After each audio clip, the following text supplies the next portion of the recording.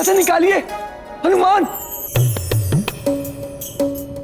नारद जी, आपको हनुमान से प्रार्थना मांगने की क्या आवश्यकता? आप तो स्वयं संगीत विशारद हैं। हनुमान के समान आप भी अपने सुरों से इस हिम को पिघला दीजिए। लज्जित हूं महादेव। देवताओं और अप्सराओं पर अपने सुरों के प्रभाव से मुझे अहंकार हो गया था, किंतु मेरे सुर केवल जीवित प्राणियों के हृदय में हलचल कर सकते हैं महेश्वर। राम भक्त हनुमान का संगीत तो हिम जैसे जड़ पदार्थ को भी विचलित कर देता है।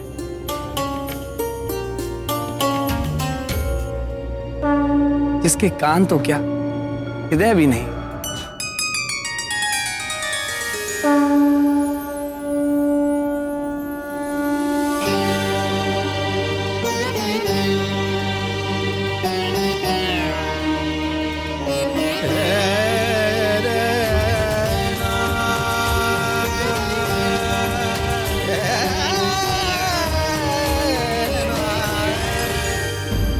तो क्या हनुमान ने नारद जी का भी गर्व भंग कर डाला? हमारे स्वामी के समान हनुमान जी भी 64 कलाओं के ज्ञाता है। कैसे ना हो, हनुमान जी की माँ अप्सरा पुंजिक स्थला पे तो उच्च कोटि की कलाकार थी। आप प्राणवल्लभ, पुंजिक स्थला का क्या हुआ? ऋषि के श्राप के प्रभाव से पुंजिक स्थला का स्वर्ग से पतन हो गया और उसने धरती पर वानर राज कुंजर की पुत्री अंजना के रूप में जन्म लिया। वानर राज कुंजर के घर में अंजना का यथारीति लालन पालन होने लगा। पूर्व जन्मों के संस्कार से अंजना की भी भगवान शंकर में अनन्य श्रद्धा थी। समय बीतता गया, यौवन के पग धरते ही अंजना का सौंदर्य खिल उठा, किंतु अन्य युवतियों से विपरीत अंजना आभूषण और अलंकार के साथ साथ शस्त्र विद्या में भी रुचि लेने लगी। वानरराज कुंजर ने उसे रोका नहीं, वरन उत्साह वर्धन ही किया।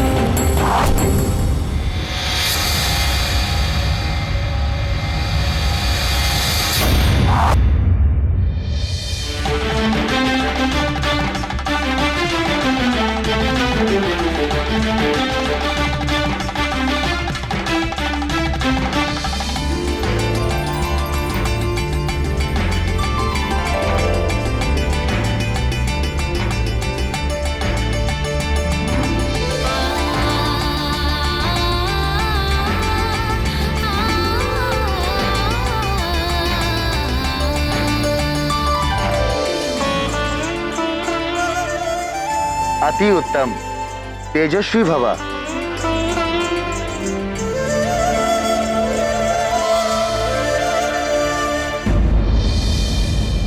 बहुत सोच समझकर पुंजिक स्थला को हनुमान की जननी के लिए चुना गया था, पर अभी भी वो भगवान भोले शंकर के अंश का भार वहन करने में समर्थ नहीं थी। अनेक परीक्षाओं को पार कर अंजना को उस योग्य बनना था।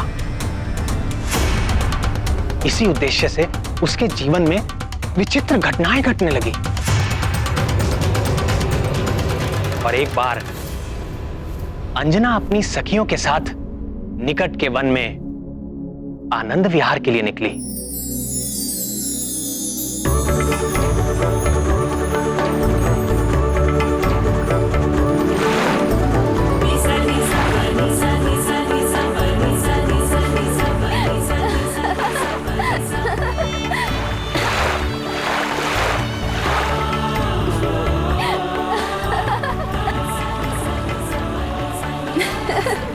देखो ना अंजना, कितना शीतल जल है, बड़ा आनंद आ रहा है। आओ ना।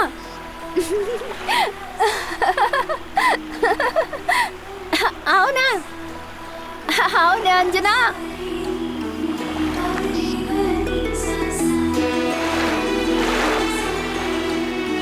नटखट, क्या कर रही हो? तुम लोग रहो जल में, मुझे तो यहाँ तट पर ही अच्छा लग रहा है।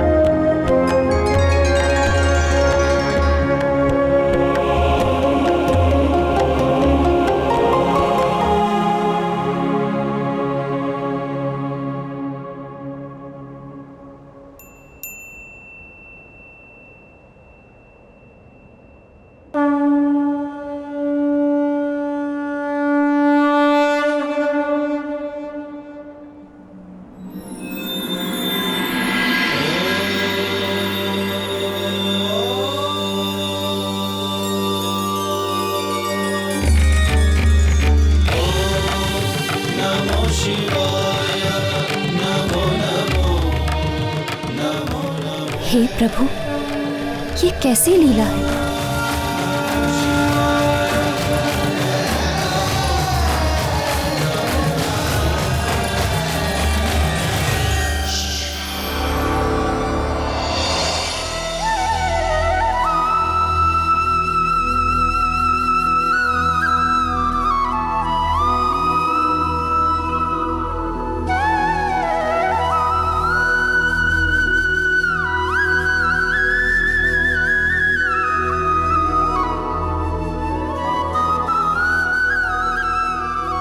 हमें सता रहे हैं मुरलीधर।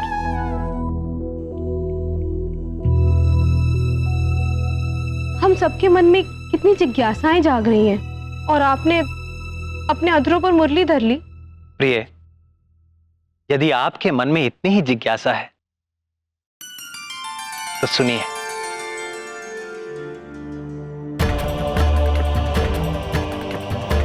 महादेव का अंश जन्म से पूर्व ही अंजना का मार्गदर्शन करने लगा था। मनुष्य का प्रारब्ध अर्थात उसके जीवन में होने वाला घटनाक्रम जन्म से पूर्व ही निश्चित हो जाता है और चाहे अनचाहे हर प्राणी अपने भाग्य की ओर खिंचता चला जाता है।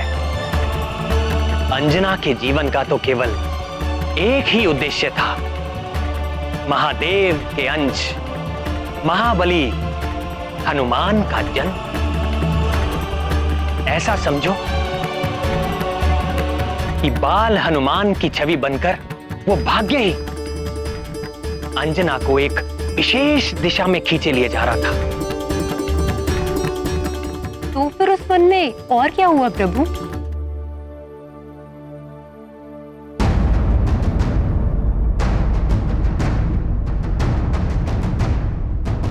वहां जो हुआ वो बड़ा ही भयंकर और रोमांचकारी था।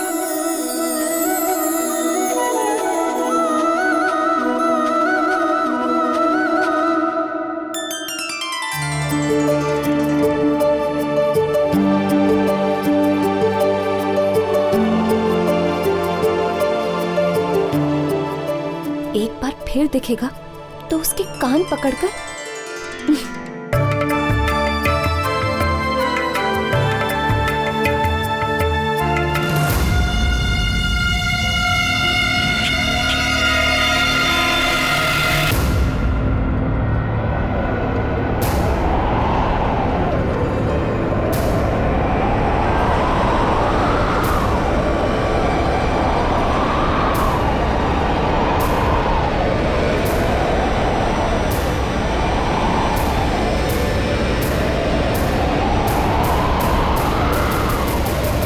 हे भूतपति भगवान रुद्र, हे माता रुद्राणी, मेरी रक्षा कीजिए।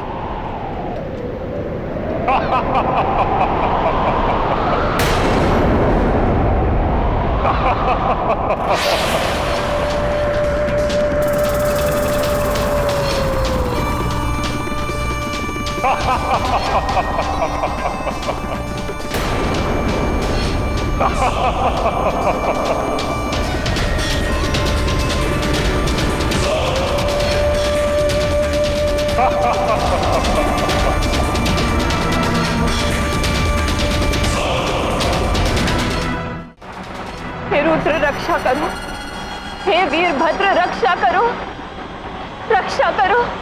दम साधन से तुम्हारी रक्षा तो केवल दम साधन ही कर सकता है सुंदरी। डरो मत, मेरी ओर मुझसे विवाह करोगी, फिर तुम्हें इस संसार में कभी किसी से कोई भय नहीं रहे, क्योंकि तीनों लोक में मुझसे ज्यादा बलशाली और मुझसे ज्यादा वीर कोई। आओ आओ मेरी पत्नी बन जाओ।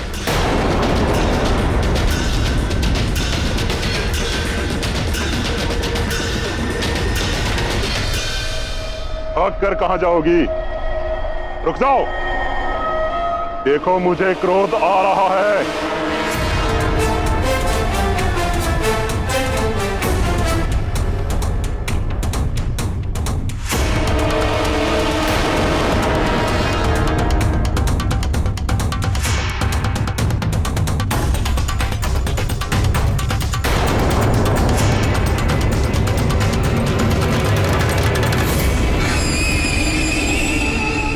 अब बचकर कहां जाएगी?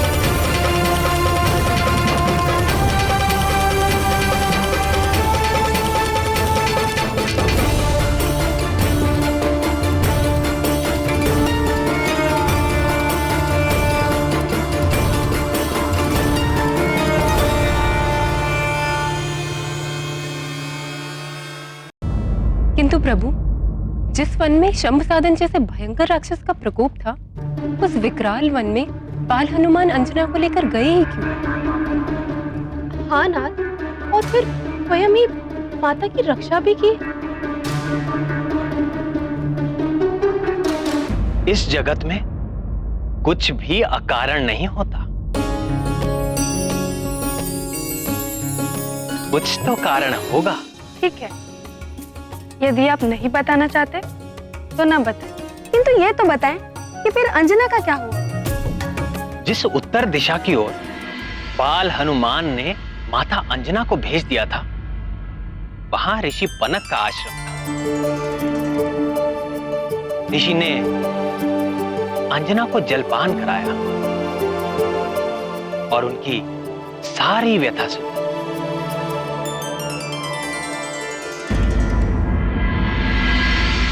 शंभ साधन के उत्पात से यहाँ सभी प्राणी पीड़ित है। उसका वध करने के लिए कई योद्धाओं ने प्रयास किए, किंतु ये राक्षस बड़ा ही बलवान है। सब के सब उस नरभक्षी का आहार बन गए। अब केवल एक ही आशा शेष है, तुम्हारे उस रहस्यमय रक्षक बाल वानर के समान ही ये वीर योद्धा भी वानर जाति का है, वानर राज केसरी। अब उसकी सफलता ही हमारी सुरक्षा है।